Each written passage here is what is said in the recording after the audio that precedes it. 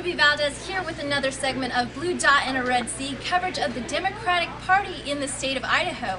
I am here with Idaho State Legislative Representative Sue Chu. How are you doing today, Sue? I'm doing really well. Good, good. Yeah. Now, election is coming up, and I do understand that you're up for re-election this year. What are you and your campaign doing to help get you re-elected into office?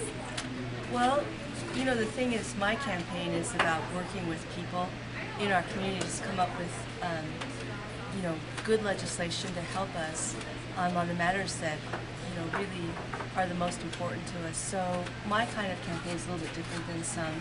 We're really trying to make sure to get to every single door and talk with people and check in terms of what's important for them as we're looking at this downturn in the economy.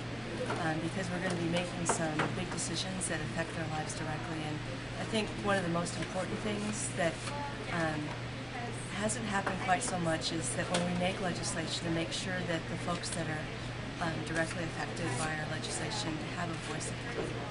Now, we are in the state of Idaho, and you're a Democrat.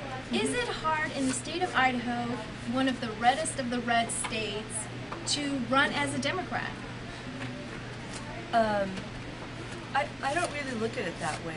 The Chinese always look at these situations as opportunities, rather than something that's bad.